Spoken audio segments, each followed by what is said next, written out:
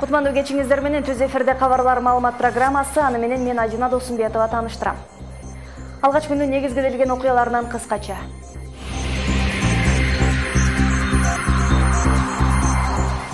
Өкмөт өзгөчө кырдаалдардын алдын албаган жетекчилерди жазалады. Айрымдар эскертүү алып, мамлекеттик камсыздандыруу уюмунун башчысы иштен бошотулду. Жалал-Абадтагы курорттун жаңы дайындалган жетекчиси күч менен кызмат ордуна олтурду. Каршы чыккан кызматкерлер милицияга өткөрүлдү.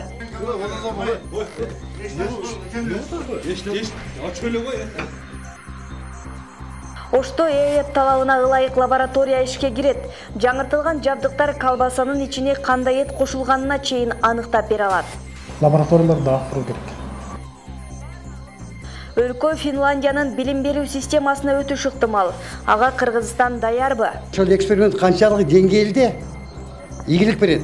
Ошону байкап көрсөтсөм.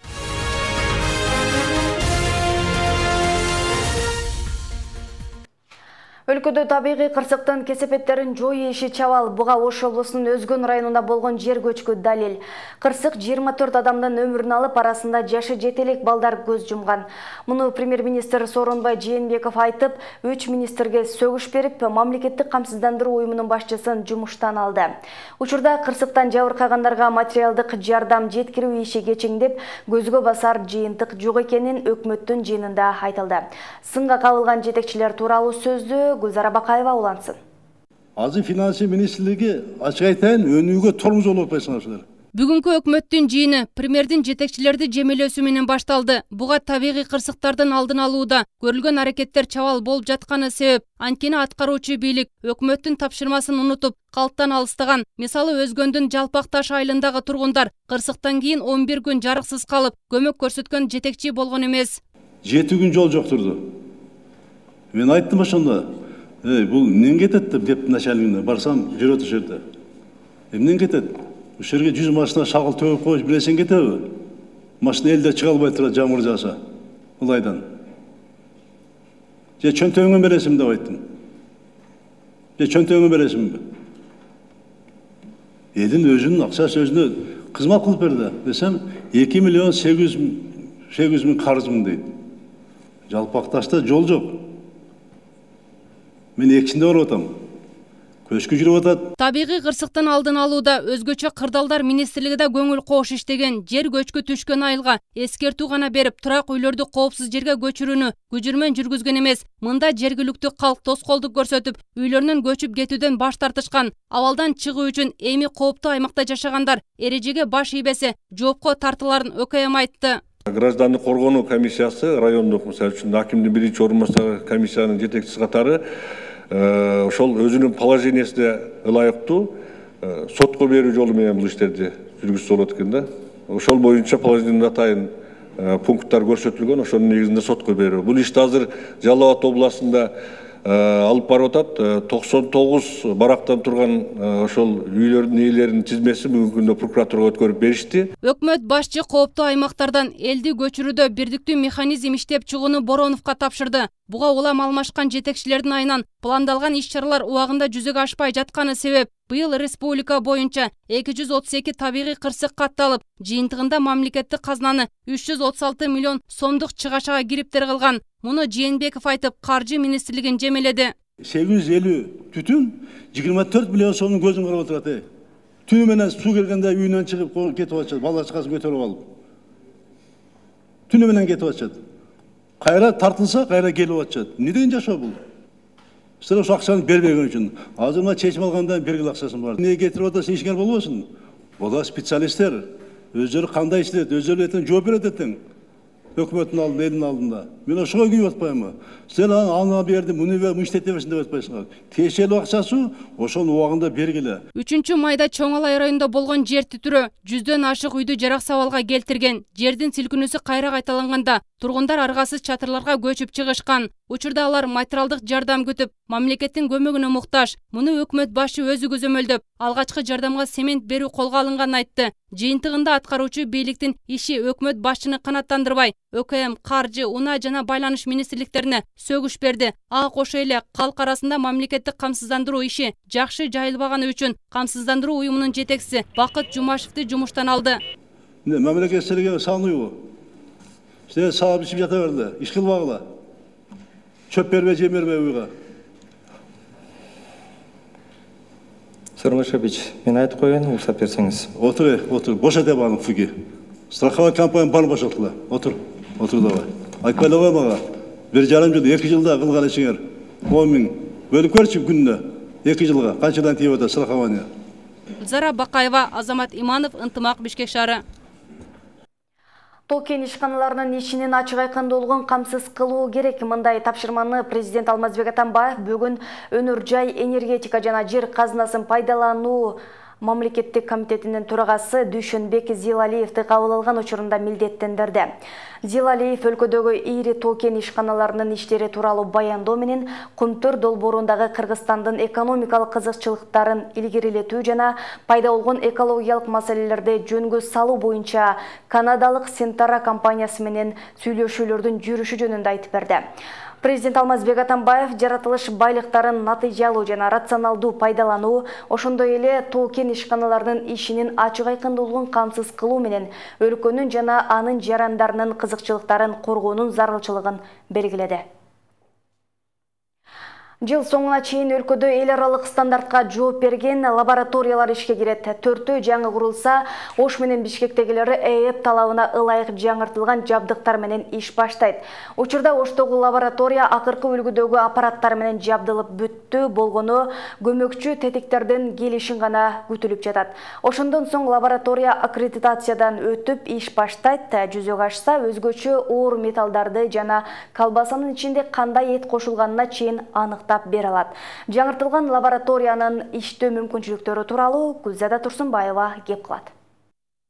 ЭЭПтин талаптары Кыргызстанда аткарыла баштады. Өткөн жылдын ноябрынан тарта Бишкек жана Ош шаарларындагы ветеринардык жана фитосанитардык лабораторияларга эл аралык стандартка жооп берген жабдыктар алынып келинген. Учурда Оштогу фитосанитардык көзөмөлдөө инспекциясында 6 изилдөөчү, ага кошумча 32 көмөкчү жабдыктар иштөөдө. Бирок айрым жумуштар бүтпөгөндүгүнө байланыштуу лаборатория аккредитациядан өтө элек. Мына кече 15 апрелде экинчи бөлүгү келди, 32 даанадан турган. Бул ошол жанагы көмөкчү, кошумча сырттан келген азык түлүктү ушул жерден даярдап алабыз. Ушул жерден, мына жерден майдалайт, экинчи жеринен таразага тартат, үчүнчү жеринен айлантат, төртүнчү жерден дагы согун чыгарат. Ошентип тиерге даяр кылып ала турган ушул жердеги бүт көмөкчү жабдыктар. Булар да кече жакында келип, булар да толуп иштетилип бизге өткөрүлүп келди. Могул жабдык. Буга чейин айыл чарба продукцияларын эски аппараттар текшерчү, анда көбүрөөк кол эмгегин талап кылып, көп убакыт сарпталчу. Азыр болсо аппараттар автоматтык түрдө иштеп, бир учурда 100гө жакын азыктардын түрлөрүн текшере алат. Оңдоодон өткөн лаборатория өзгөчө оор металлдарды жана колбасанын ичине кандай эт кошулганына чейин аныктап бергенге мүмкүнчүлүгү бар.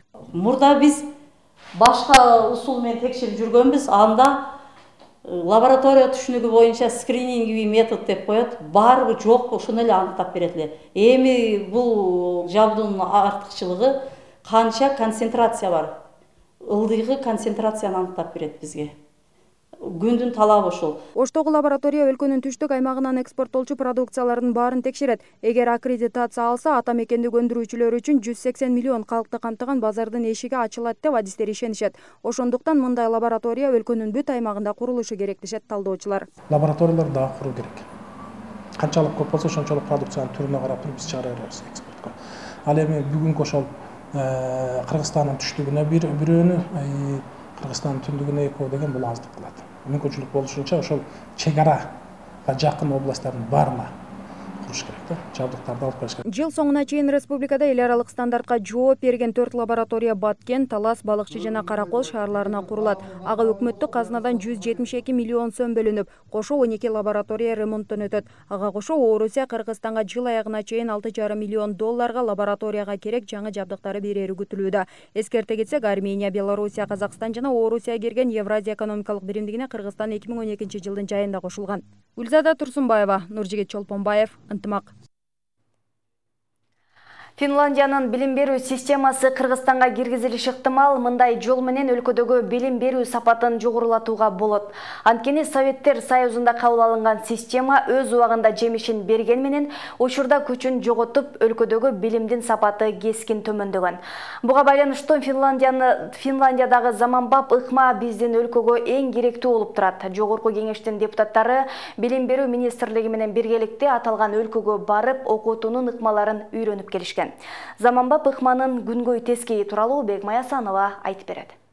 Өлкөдө билим берүү системасы Советтер Союзунан бери толук кандуу өзгөрүлө элек. Анын жоболоруна ылайык ар бир окуучу мектепте мыкты окуусу керек. Ал үчүн өспүрүмдөргө мугалимдер мажбурлап билим беришет. Ошону биз салыштырып көрсөк, кандайдыр бир жакшылыктарын алып, биз анын ичинде мугалимдерге, мектептерге киргизсек болот деген бир ойдобуз да.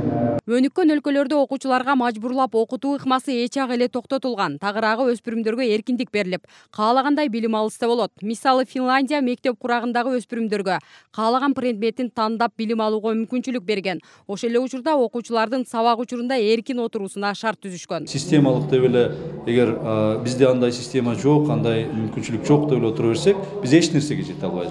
Финляндия жана Эстония сыяктуу өнүккөн өлкөлөр мындай ыкмага 10 жыл мурда өтүшкөн. Андан бери билим сапаты боюнча дүйнөдөгү алдыңкы өлкөлөрдүн катарын толуктады. Жаңы окуу жылынан тарта финдердин ыкмаларын колдонуу министрлик сунуштап, жогорку кеңеш депутаттары демилгени колдошкон. Мен ойлойм, жакшы бүтүп керек. Анан эң башкысы биз азыр мыйзам кабыл алынды. Бардык мамлекеттик мектептер 5 жылда бир жолу аккредитациядан өтүшөт. Эгер ошо талапка жооп берсе, ошо мектепти жабылганга чейин барышат. Бул кааласа мектеп көз карандысыз аккредитациядан өтөт, эгер акчасы жок болсо мамлекет тарабынан өтөт. Мына ушулар мен ойлойм жаш бүтүртүк берет деп. Эгерде аталган өлкөнүн окуу системасы киргизилсе, мугалимдер жаңы ыкма менен окуучуларга билим беришет. Мисалы, окуучуларга мажбурлап билим берилбейт. Үйрөтүү буйрук түрүндө эмес, багыт берүү ыкмасы колдонулат. Андан кийин мугалим, бунун үчүн билим берүүнүн ичиндеги мугалим фактору, мугалимдин мотивациясы, мугалимдин баягындай жаңылануусу, мугалимдин өзүнүн ишинин маанилүүлүгүн сезе алышы, жапа тырмак ошого кирише алышы. Баарыңар ордуңарда отуруп Бул ыкма бардык эле учурда жемишин бере бербейт. Ал үчүн өлкөдөгү мектептердин санын көбөйтүп, ар бир класста 15тен гана бала окуйт. Ошол мезгилде ар бир окуучуга өзүнчө көңүл бурулат. Азыр 20дан 30дан балдар окуп, ар бирине көңүл бурулбай калууда. Биринчи карганда кандайдыр бир эксперимент жасардын ордунда, ошол эксперимент канчалык деңгээлде ийгилик берет. Ошону байкап көрсөк, алды менен болобу болбойбу деп эле өтө бергөн менен мен таң калып атам. Аны өткөзүш үчүн азыр өткөзөбүз деп аракет кылып аттыр. Жетиген мектеп аракет кылып аттыр. Өтсүн, эгерде шарты болсо, өтсө болот. Азыр өлкө боюнча финдердин окуу системасы боюнча билим берүүгө пилоттук түрдө мектептер тандалып алынды. Мисалы, Ош шаарындагы Себат жана Жетиген мектептеринин мугалимдери окутулуусу пландалган. Келерки жылы пилоттук түрдө ишке ашып, жаңы система башка мектептерге жайылтылат. Бегимай Асанова, Азам Бузриков, Ынтымак. Европа стандарты боюнча билим берүү ыкмасы быйылкы окуу жылынан тарта киргизилет. Жаңы багыт боюнча окутуу усулдарын мугалимдер өздөштүрө башташты. Ал жаатта Ош шаарында окуу уюштурулуп, өлкөнүн түштүк аймагындагы адистер чакырылган. Бул күнү өлкөдө дагы башка кандай окуялар орун алды? Жаңылыктардын кыскача түрмөгүндө. Ошто бирге окуйбуз долбоорунун жыйынтыктары талкууланды. 4 жыл мурда USAID тарабынан каржыланган долбоордун алкагында 10 миңден ашуун мугалимдер окутулган. Алар Европа стандарты боюнча билим берүү ыкмаларын үйрөнүштү. Эми жаңы окуу жылынан тарта жаңы багыт боюнча билим беришет. Семинарга Ош, Жалал Абад жана Баткен облустарынан педагогдор, билим берүү башкармалыгынын кызматкерлери келип катышты. Окутуунун алкагында мындан аркы иш пландар жаңы окуу жылындагы окуучуларга билим берүү боюнча талкуулашты. Эске салсак, бирге окуйбуз долбоору аркылуу өлкөдөгү бир нече мектептер жаңы заманбап куралдар менен камсыз болушкан. Кандай институттар катыш керек, ошону камсыздоодо ушул суроолордун тегерегинде 2 күндүк семинар өтүп атат.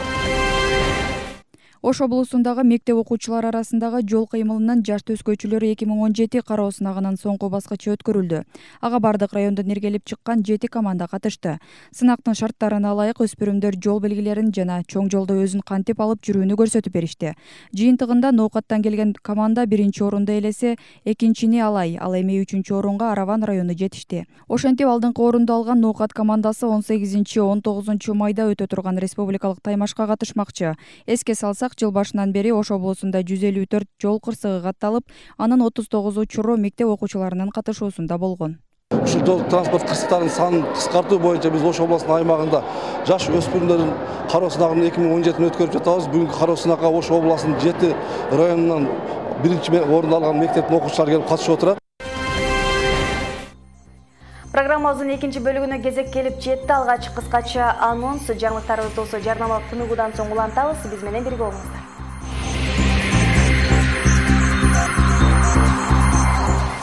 Кыргыз-өзбек чегарачылары машыгуудан өттү. Аракет эки өлкөнүн баңгизаттарды мыйзамсыз алып өтүүсүн токтотууга багытталды. Өзүңүздөр көргөндөй тартипте иш аткарылат. Ошто бош орундар жарманкеси башталды. Бүгүн 4000 орун сунушталды.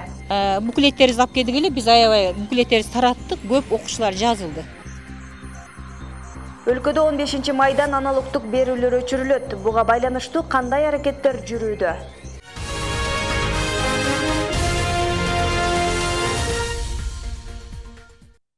Программабызды улантабыз. Кыргыз-өзбек чегарасындагы достук өткөрүү бекетинде чоң көлөмдөгү героин алып өтүүгө аракеттенген 2 жаран кармалды. Алардын бири баңгизатты автоунаасына катып алса, экинчиси баштыгына салып алган жеринен табылды. Бул боюнча Ички иштер министрлиги менен чегара кызматы тиешелүү чара көрүү боюнча жарандарды кармап, буюмдарын экспертизадан өткөрүү үчүн жиберишти. Бирок окуя чегарадан баңгизаттарды мыйзамсыз алып өтүү аракеттерине каршы машыгуунун сценарийи эле. Окуу машыгуунун жүрүшүнөн кезектеги материалда сөз болот. Машыгуунун сценарийине ылайык бул жаран унаасы менен достук бекети аркылуу Өзбекстан мамлекетине өтүп жаткан. Анын документин өткөрмө бекеттен чегарачылар тыкыр текшерүүгө алып, баары жайында экендиги аныкталды. Бирок автоунаасын кызматтык иттинтип бир нерсе бекилгендей белги берди. Жыйынтыгында техникалык каражаттын жардамы менен бир баштыкта жашырылган героинди табышты. Специального досмотра СТ-30 установлено, что под обшивкой багажного отсека автомобиля находится посторонний предмет, не являющийся частью узлов и агрегатов автомобиля. Окуя боюнча Ички иштер министрлигинин өкүлдөрү чакырылып, баңгизатты аткезчилик жол менен алып өтүүгө шектелген жаранды суракка алып кетишти. Арадан 1 сааттай убакыт өткөндөн кийин дагы ушундай окуя катталды. Тактап айтканда бул жаран баштыгы менен Өзбекстан мамлекетине маңзат алып бара жаткан экен. Детальный осмотр сумки показал, что в дорожной сумке оборудован тайник в двойном дне, где были укрыты. Мыйзамсыз аракеттерге каршы машыгуу мынтип достук өткөрүү бекетинде биринчи жолу уюштурулду. Анын жүрүшүндө аткезчилердин аракеттерине каршы туруунун ыкмалары, жол жоболору кенен көрсөтүлүп берилди. Мындан ары бул сыяктуу машыгуулар токтобойт. Себеби жылдан жылга коңшу Өзбекстан мамлекетине каттагандардын саны көбөйүүдө. Мунун арты менен наркотикалык заттарды алып өтүүчүлөрдүн саны да өсүшү мүмкүн дешет чегарачылар. Анын алдын алуу үчүн биз көзөмөл өткөрүү жайында өз ишин алып барган мамлекеттик органдар менен биргеликте иштөөнү биз өнүктүрүп өрчүтүшүбүз керек. Бул сабак ушуга багытталган. Бүгүнкү машыгуу Бириккен Улуттар уюмунун баңгизат жана кылмыштуулук менен каршы күрөшүү башкармалыгынын көзөмөл өткөрмө бекеттердин потенциалын күчөтүү программасынын алкагында өттү. Белгилей кетсек, өлкөнүн түштүк аймагы боюнча 7 чегара бекети бар. Азырынча достук чегарасы гана иштеп жатат. Эске сала кетсек, өткөн жылдын январь айында коңшу өлкөгө 118 грамм наркотик алып өтүүгө аракеттенген адам кармалган. Нуржамал Баргыбаева, Азам Пузыриков, ынтымак. Жалал Абад шаарынын курортуна жаңы дайындалган башчыны эмгек жамаат иш бөлмөгө киргизбей койду. Кызматкерлер жетекчиликке буга чейинки 2 орунбасардын бирин дайындоону талап кылышат. Мурдагы башчы Максат Абышкаев шаардык кеңешке депутаттыкка талапкерлигин койгон үчүн 3 майда убактылуу жумуштан бошотулган. Андан бери жаңы дайындалган Эркебай Маткеримовдун ишке кирүү маселеси чечилбей жатат. Жаңы жетекчи ким? Анын директор болушу эмне үчүн нараазычылык жаратып жатат? Кылымжан Азамат кызы айтып берсин. Кыргыз курорт туризм башкармалыгынын башчысы Калыбек Өмүралиев бүгүн Жалал Абад курортуна жаңы директорду жамаатка тааныштыруу үчүн алып келген. Бирок санаториянын жамааты жаңы жетекчисин кабыл албай имаратка киргизбей, каршылык көрсөтүштү. Эшиктерди бекитип, Эркебай Маткеримов менен иштеше албайбыз, башка жетекчи дайындап бергиле деген талаптарын коюшту.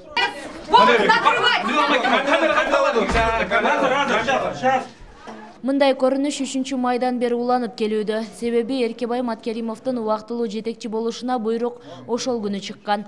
Бүгүн каршылыкка карабай эшикти бузууга аракет көрүлүп, биринчиси күч менен ачылды. Бирок ичинен кызматкерлер ишканадагы отургучтар менен тиреп каршы турушту. Атай узактан келдик эле, кире албай кыйналып атабыз. Кабыл алышпайды. Эже келип кетти. Лечениебиз калып калды, биздин акчабыз күйүп атат дейт. Ал эми Кыргызстан профсоюздар федерациясы тарабынан дайындалган Эркебай Маткеримов буга чейин курортто чарба иштери боюнча жетекчинин орун басары болуп иштеп кеткен. Учурда Жалал-Абад санаторийинде мүлктөрдүн сакталышы боюнча комплекстүү текшерүү иштери жүргүзүлүүдө. Анын жүрүшүндө ири өлчөмдөгү материалдык баалуулуктардын, азык-түлүктөрдүн жетишпегендиги жана каражаттарды пайдаланууну көзөмөлгө алуунун жоктугу аныкталган. Буга байланыштуу жетекчинин 2 орун басары кызматтан четтетилген. Мындан улам аларды кызматка коюуга мүмкүн эмес. Аны даяндаса, бир дагы кызматкер, бир дагы рабочий иштебейбиз деп атышат. Аны менен иштеше албайбыз деп атат. Ал кишини билишет, кандай киши экен, колунан эч нерсе келбейт. Курорттогу кызматкерлердин чыры эс алуучуларга да кедергисин тийгизүүдө. Дарыланып жаткандардын айрымдары 2 күндөн бери убагында каралбай калып жатат. Жаңы келгендер болсо кабыл алынбай кайтып кетишти. Ошон үчүн биз баягы бу жерде дагы башка бирөө алып келип убара болбосун. Бул ушул жерде бардыгын билет. Мемесине чейин каерде эмнеси бар, тигинеси бар. Убактысынча болсо дагы ушул кишине ишти жүргүзүп, акча кетип аткан акчаларды түз бурусун деген маселе болуп атат. Текшерүү убагында убактылуу. Бул жерде бардыгы бир кылам болуп калды деген сөз болуп атпайбы? Ошонун негизинде гана. Кызматкерлердин каршылыгына карабай жаңы жетекчи келерин киргизбей койгондугу тууралуу акт түзүлөөрүн Калыбек Өмүралиев билдирди. Ошентип күч менен эшикти ачып жаңы жетекчи кабинетке олтурду. Каршылык көрсөтүп эшик оозунда турган 5-6 кызматкерлерди милиция суракка көрсөтмө берүү үчүн алып кетти. Кошумчалай кетсек, Жалал-Абад курортунда 170 кызматкер иштеп, 240 эс алуучу дарыланууда. Кылымжан Азамат кызы, Шайыр Зайырбек уулу, Ынтымак, Жалал-Абад шаары. Кыргызстан 15 майдан тартып санариптик телеберүүлөргө өтөт. Буга байланыштуу маселелерди өз убагында чечүү үчүн санариптик телеберүүлөргө туташтырууга жардам көрсөтүү жана өзгүлтүктөрдү жоюу үчүн техникалык адистердин көчмө тобунун турган ыкчам штаб түзүлөт. Вице-премьер-министр Мухаммедкалый Абулгазиев билдиргендей, жаңы түзүлө турган штабтын курамына тийиштүү мамлекеттик органдардын өкүлдөрү, мекемелердин жана жергиликтүү өз алдынча башкаруу органдарынын жетекчилери кирет. Учурда республика боюнча 54 санариптик чагылдыргыч орнотулган. Бул өлкө калкынын 95% санариптик телеберүү менен камсыздайт. Быйылкы окуу жылы аяктап бүтүрүүчү студенттердин ишке орношуу маселеси турат. Аны турлай Ош шаардык миграция кызматы бош жумуш орундар жарманкесин уюштурду. Мында бүтүрүүчүлөргө 4000 жакын орундар сунушталган. Жарманкеге кесиптик лицейлерден дагы өкүлдөр чакырылган. Алар калуучуларды кыска мөөнөттөгү окуу курсунан кийин жумуш менен камсыз кылуу боюнча иш алып барышты. Ишке орношуунун жол жоболору жана кайсыл адистиктерге суроо талап көч Нуржама Баргабаева айтып берет. Ош шаардык миграция кызматы бул жолку жарманкени Кыргыз-Өзбек университетинде уюштурду. Окуу жайдын бүтүрүүчүлөрү үчүн 4000 жакын жумуш орундары сунушталууда. Адистиктер негизинен билим берүү, курулуш, тигүүчүлүк, ашпозчулук жаатында. Себеби учурда ушул тармактарга суроо талап көч. Анан ушу университетте бир гана Ош шаарында эмес, Ош облусунун бардык райондордон келип окуп жаткан студенттер окуп жатканга байланыштуу биз ушу Ош облусундагы 100дөн ашык бош орундар сунуштадык. Жарманкеде бүтүрүүчүлөрдөн сырткары катардагы студенттер да бар. Булар алдын ала кайсыл адистик боюнча ишке орношуу мүмкүнчүлүгү жогору экендигине баам салышты. Алсак Элдияр Жанибек уулу дагы 1 жылдан кийин окууну аяктайт. Бирок келечектеги жумуш ордун табууга шарт түзүлдү. Тактап айтканда Элдияр эми окуудан сырткары иштеп баштайт. Эми окуунун бүткөндөн кийин убактылуу азыр бир жагы окусаң дагы экинчи жагы жетишсең дагы болот экен. Эми азыр мен дагы 1 жыл бар. 1 жыл ичинде окууну бүткүзөйүн, бир ай жакшы үйрөнүп иш кылып турам деген ниеттерим бар. Бош орундар жарманкесинин алкагында акысыз окуу курстары дагы уюштурулат. Ал үчүн жумушсуздар шаардык миграция кызматына катталышы керек. Анын негизинде жарандар каалаган адистик боюнча 3 ай окуп, иш менен камсыз болуу мүмкүнчүлүгү бар. Иш чаранын жүрүшүндө 113 кесиптик лицейиндеги курстарга жазылгандар көп болду. Бул лицейде ашпозчулук, чаштарач, тигүүчүлүк жаатында окутулат. Мисалы үчүн ушул жерде окуган, университетте окуган кыздар бизге курска барып, мисалы үчүн ашпозчуга, тигүүчүгө, чаштарачка кошумча үйрөнөбүз дешип бизге аябай көп жазылып кетти. Биз өзүбүздүн мындай буклеттерибизди алып келдик эле, биз аябай буклеттерибизди тараттык, көп окуучулар жазылды. Жарманкенин жыйынтыгы менен 50дөн ашуун студенттер жумушка орношуу, акысыз курстарга окуу боюнча жазылышты. Ушундай эле иш-чара Ош мамлекеттик университети менен Ош технологиялык университетинде өткөн. Эми сентябрь айында уюштуруу пландалууда. Себеби окуу жылынын башында жаштарга артыкчылыктуу адистиктер боюнча кошо маалымат берилет. Нуржамал Баргыбаева, Кымбатбек Абдисамат уулу, Ынтымак.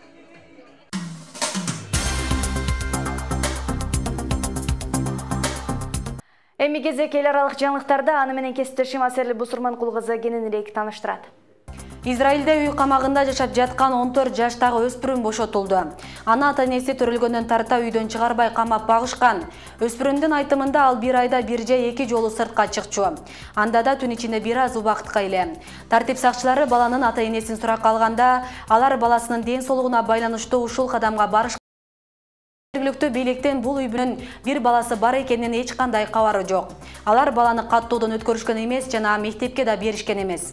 Буга чейин кошуналары бул үйдөн кандайдыр бир жагымсыз жыт чыга берерин айтышып, тийиштүү тараптарга арызданып келишкен. Бирок камакта олтурган бала тууралуу эч ким билген эмес. Полицияны чакырган кишинин айтымында, ал терезеден кадимки жаныбарларды кармоочу клеткадан жаш баланы көрүп, тартип сакчыларына кабар берген. Учурда боштондукка чыккан баланын ата-энеси камакка алынды. Жарым жылдан бери Конго Демократиялык Республикасында аскердик конфликттер уланып келүүдө. Ага байланыштуу өлкө аймагынан качып чыккан тургундардын саны 3 миллиондон ашканын Бириккен Улуттар уюмунун өкүлдөрү билдиришти. Согуштук аракеттерден улам өлкө аймагында гуманитардык каатчылык болуп жатат. Конго Демократиялык Республикасында акыркы жарым жыл аралыгында согуштук аракеттер күч алды. Ага байланыштуу 3 миллион 700 миң киши өлкө аймагынан качып кетүүгө аргасыз болушкан. Бул тууралуу Бириккен Улуттар уюмунун гуманитардык суроолор координациясынын башчысы билдирди. 2016 жылдын январь айында үй жайын таштап кетүүгө муктаж болгон тургундардын саны 1 миллион 600 миңди түздү. Бүгүнкү күнгө чейин 15 ай аралыгында качкын болгондордун саны 3 миллиондон ашып олтурат. Ошондой эле Конгодо күнүнө 6,5 миңден ашуун жашоочулар турак жайын таштап качууга аргасыз болуп жатышканын кошумчалады. Алардын басымдуу бөлүгүн Касай шаарынын тургундары өткөн жылдын август айында аскердик чагылышуулар башталган. Куралдуу салгылашуулардан улам аталган шаарда Бириккен Улуттар уюмунун өкүлдөрүнө да кол салуулар болгон. Ага байланыштуу тургундарга гуманитардык жардам жеткирүү кыйындашкан. Бүгүнкү күндө Конгодо 1 миллион 900 миңдей 5 жашка чейинки жаш балдар тамак аштын жетишсиздигинен жабыркап жатышат. Аларга тез арада жардам көрсөтүү зарыл. Ага катар Конго мамлекетинде холера жана кор сыяктуу жугуштуу оорулар жайылып жатат. Ошондой эле сары безгектин симптомдору да байкалганы кабарланууда. Аталган оорулар жайылып кетпеши үчүн эл аралык саламаттыкты сактоо уюму тарабынан өлкөгө 10 миллиондон ашуун вакцина жеткирилген. Учурда аскердик конфликттер Конгонун 5 провинциясында уланып жатат. Бириккен Улуттар уюму Филиппин бийлигин адам укуктарын сактоого чакырды. Филиппинде баңгизатын сатуу менен алектенген уюмдар активдүү иш жүргүзүп келет. Ага байланыштуу өлкө башчы маңзат сатуу менен күрөшүү үчүн атайын кампания ачкан. Учурда өлкөдө адам урдоолор жана өлтүрүүлөр көп болуп, алардын баары баңгизатын сатуу менен алектенгендер деп табылган. Бул көрүнүш дүйнөлүк коомчулукта чоң талкуу жаратты. En ese sentido propongo Филиппиндин президенти Родриго Дутертенин маңзат сатууга каршы кампаниясына тиешелүү мыйзамсыз адам өлтүрүүлөргө 50дөн ашуун мамлекет тынчсыздануусун билдирди. Бул тууралуу Бириккен Улуттар уюмунун адам укуктары боюнча өткөрүлгөн жыйынында маалым болду. Уюмдун кеңеши акыркы докладын жарыялап, анда 257 сунуш камтылганы белгилүү болду. Аны даярдоого 95 мамлекет катышкан. Документке ылайык, Филиппин бул маселе боюнча сентябрь айына чейин бир жыйынтык чыгаруусу зарыл. Эгерде сунушталган документ Филиппиндин адам укуктарын коргоо позициясына туура келсе, албетте кабыл алабыз. Бириккен Улуттар уюму Филиппин бийлигин адамдарды уурдоо жана өлтүрүүлөрдү токтотуп, бул кылмыштуулукка тиешеси барларды жазага тартууга чакырды. Эл аралык коомчулук Филиппин бийлигине билдирүү жолдоду. Алар адам укуктарын сакталышын талап кылышууда. Бийликтин баңгизаттарга каршы күрөшүү кампаниясы тарабынан адамдардын уурдалып же өлтүрүлүп жатканын токтотуу зарыл деп баса белгилешти. Белгилей кетсек, Родриго Дутерте бийликке келгенден кийин баңгизат сатууга каршы күрөшүү үчүн атайын кампания ачкан. Полициянын маалыматы боюнча 1 жыл ичинде маңзат сатуу менен алектенет деген айып менен 5 миңден ашуун киши өлтүрүлгөн. Бирок бул кылмыштарда бийликтин катыштыгы бар экени азыркыга чейин аныкталбай келет. Бүгүнкү күнгө даярдалган дүйнөлүк жаңылыктар мына ушулар болду. Мен сөзү кайрадан кесиптешим узатам. Рахмат, эми кесиптешим Жолдубай Айткуловдон спорт кабарлары. Саламатсыздарбы, ынтымақ хабарларымен танышып алыңыздар. Кече 11 майда Азербайжан борбору Бакуда ислам тилектештик оюндарынын ачылыш аземи өткөрүлдү. Бары болуп турнирге 54 өлкөнүн өкүлдөрү катышты. 4-чү ирет уюштурулуп жаткан ислам тилектештик оюндары 12 майдан 22 майга чейин өткөрүлөт. Белгилей кетсек, бары болуп турнирде 21 спорттун түрүнөн мелдеш жүрөт. Ал эми мекендештерибиз спорттун 12 түрүнөн катышууда. Ушул эле теманы улай. Кече ислам тилектештик оюндарынын 1-күнү волейбол боюнча Кыргызстандын аялдар курама командасы 1 беттешин өткөрдү. Ал оюнда командабыз талайлер болгон азер волейболчулары менен беттешип 3-0 эсебинде жеңилди. Эми командабыз 2-чи оюнун 15 майда түрк кыздарына каршы өткөрөт. Эске салсак, туркиялык волейболчулар да тажикстандык кыздарды 3-0 эсебинде уткан. Индияда өтүп жаткан грек-рим күрөшү боюнча Азия чемпионатында мекендешибиз Нургазы Асангулов коло медаль тагынды.